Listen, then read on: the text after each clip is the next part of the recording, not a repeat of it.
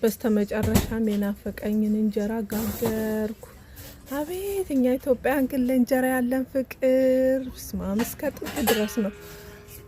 አይ ቲንክ ማርስ ላይ ወይም የሆነ ስፔስ ላይ ራሱ ብንሄድ እንጀራ ዱቄት ምናምን ይዘን ሄደን የምንጋግር ይመስለኛል።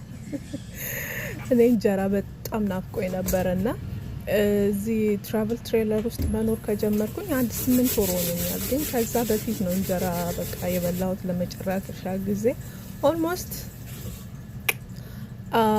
ኦኬ አመት አልሆነኝም። ኤኒዌይስ እና እዚህ ውስጥ ለመኖር ስንወስን ላይክ እንዴት እንደሚኖር ምናምን እስካቅ ድረስ ምንም ነገር ላይክ ለረጅም ጊዜ ኩክ አላረግም ነበረ፣ ያው አዲስ ስለነበርኩኝ ማለት ነው።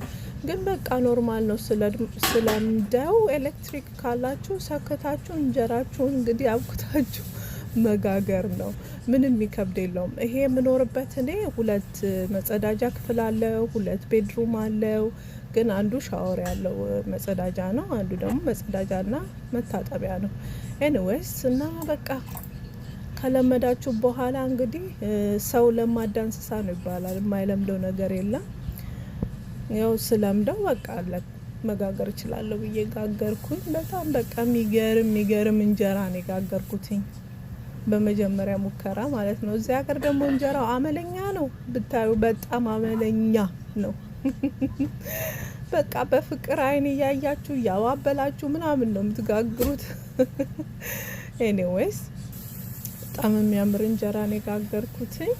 እንግዲህ ኢንፎርሜሽን ከፈለጋችሁ እንዴት እዚህ ትራቭል ትሬለር ውስጥ እንደሚኖር አገዛዙ ምናምን በቃ ጥያቄ ካላችሁ ላኩልኝ፣ ለመመለስ ዝግጁ ነኝ።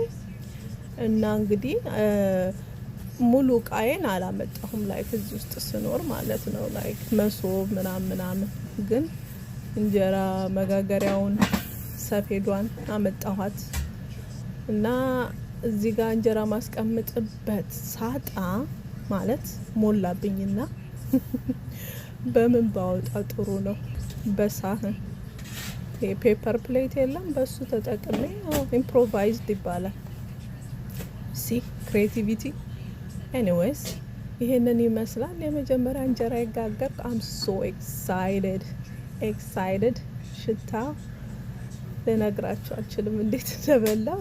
እንግዲህ ሰላም ሁኑልኝ። እንግዲህ በሌላ ቪዲዮ እስከምንገናኝ መልካም ጊዜ ይሁንላችሁ።